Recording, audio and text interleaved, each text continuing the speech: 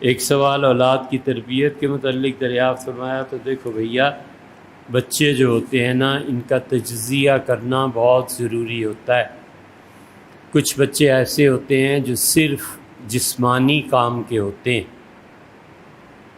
کوئی کام نہیں کر سکتے، پہلوان ہوتے ہیں، کیسے کیسے اکھاڑے میں اترتے ہیں، اسی طرح مزدور ہوتے ہیں، اسی طرح بہت سے فوجی ہوتے ہیں، پولیس والے ہوتے ہیں۔ ایسے بچے صرف جسمانی کام کے ہوتے ہیں، انہیں کسی ایسے فیلڈ میں لگا دینا چاہیے جہاں پر جسم کا کام زیادہ ہو۔ کچھ بچے ایسے ہوتے ہیں جو جسم کے ساتھ دماغ کو بھی استعمال کرتے ہیں، ماں باپ پہچانتے ہیں کہ یہ جسمانی طور پہ بھی طاقتور ہے اور کچھ سوچتا بھی ہے، ہر بات ایسے ہی نہیں مان لیتا، کچھ آگے سے بولتا بھی ہے، بات چیت بھی کرتا ہے، رشتہ بھی دکھاؤ تو دو چار عیب، دو چار چیزیں نکالتا ہے اور اپنی پسند بھی بتا دیتا ہے، یہ دماغ سے سوچتا ہے۔ تو اس کی رعایت کرنی چاہیے، انجینئرز ہیں، بڑے بڑے لوگ ہیں، وہ ایسے کرتے ہیں۔ اور کچھ بچے ستم ظریف ایسے ہوتے ہیں جو دل کو بھی ساتھ ملا لیتے ہیں، تو جہاں دل، دماغ اور جسمانی قوت سب جمع ہو جائے نا، یہ آدمی، یہ بچہ تنہا رہ جاتا ہے، کوئی ساتھ نہیں رہتا اس کے۔ یہ جو دل اور دماغ دونوں کو استعمال کرتا ہے، اس سے پسند بھی کوئی نہیں کرتا، کیونکہ وہ ایک سے ایک بہتر آئیڈیا دیتا ہے، اور جب دل کام کرتا ہے تو بہترین نقاد بھی بن جاتا ہے۔ وہ کہتا ہے آپ کے اس پلان میں یہ بات ٹھیک نہیں، یہ نہیں، یہ نہیں، یوں کر دیں، یوں کر دیں۔ تو پھر جو شخص اپنے چھوٹوں کے اختلاف کو برداشت نہیں کر سکتا، اس کے لیے بہتر ہے کہ دو میں سے ایک کام کر لے، یا تو بیوی کے پاس بیٹھا رہے یا پھر زمین کے نیچے چلا جائے، یہ دو کاموں میں سے ایک کر لے۔ ایسے بچے بڑا سرمایہ ہوتے ہیں، جو دل لگا کے پھر محنت کرتا ہے، اس کی سمجھ میں آتی ہے کہ میڈیکل مثلاً بڑی اچھی چیز ہے، اب دل لگا کے پڑھتا ہے نا، تو پھر کیا کہنے اس کے، پھر وہ ایک ایک چیز جانتا ہے، پرکھتا ہے، عمر اس میں کھپا دیتا ہے۔ ایک بچے کی سمجھ میں آ جاتی ہے کہ فقہ جو ہے نا، اسلامی لا بہت بڑی چیز ہے، اب دل لگا کر نہ پڑھے تو راتوں کو سحر میں کیسے تبدیل کرے۔ تو اس لیے جو بچے اتنی دقت نظر سے پڑھتے ہیں، ان کے اجتہادات، ان کی مجتہدانہ کیفیات، بڑے لوگوں سے اختلاف، دل، دماغ سب شامل ہوتا ہے، یہ بالکل کمپلیٹ پرسنالٹی ہوتی ہے۔ ورنہ جس پہ مسلط کر دو کہ تم نے میڈیکل کالج پڑھنا، کہتا ہے یار گھر والوں نے کہا، ابا نے کہا، میں کیا کروں، میرا نہیں جی چاہتا، میرا جی چاہتا ہے شاعری کروں۔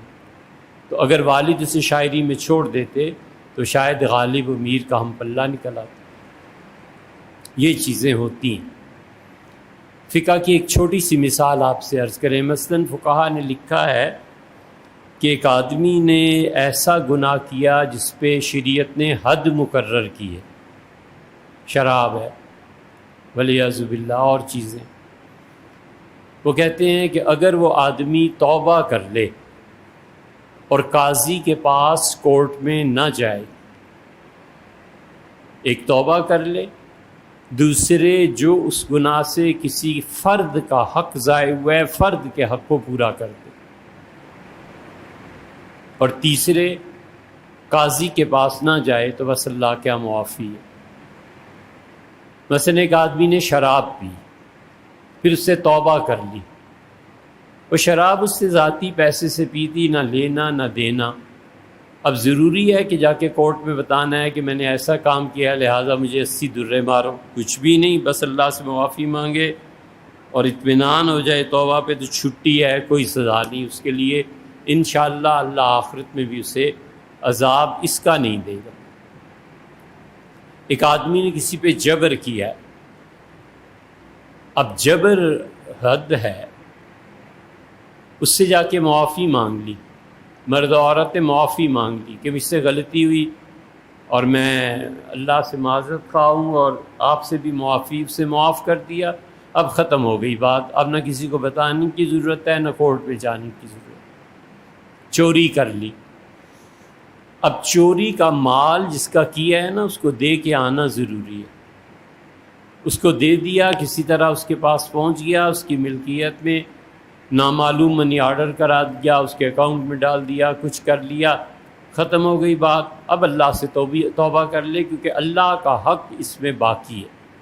اسی طرح بدکاری ہے، جبر سے نہیں ہے، باہمی رضامندی سے ہے، تو وہ دونوں اللہ سے صرف معافی مانگیں گے. کئی کورٹ، کچھ کچہری، اور ایک دوسرے سے بھی معافی مانگنے کی کوئی ضرورت نہیں، اللہ سے معافی کافی ہو جاتی ہے. اب جن فقہا نے ان نکات پر بحث کی ہے، یہ دل، دماغ اور ان کی جسمانی قوتیں شامل نہ ہوتی اور اپنی صحت کا خیال نہ رکھا ہوتا انہوں نے، تو اتنے بڑے بڑے کام ہو سکتے تھے. تو اس لیے بچوں کی تربیت میں ماں باپ کو پہچان جانا چاہیے کہ میرا بیٹا ماشاءاللہ اکھاڑے میں پہلوان رستم ہندوستان بنے گا، ماشاءاللہ میرا بیٹا انجینئرنگ میں، میتھس میں ٹاپ کرے، ماشاءاللہ میرا بیٹا یہ سب سے اچھا کرٹیسائزر بن سکتا ہے، بہترین ڈیزائنر بن سکتا ہے. اس کا مضمون دے دو تو ادھیڑ کے رکھ دے گا کہ یہ غلطی ہیں. پالیسیز طے کرنے والے لوگ ہوتے ہیں. یہ الگ بات ہے کہ پھر جوتے بھی ایسے ہی پڑتے ہیں، ولیعاذ باللہ. ناقدر معاشرہ ہوتا ہے نا.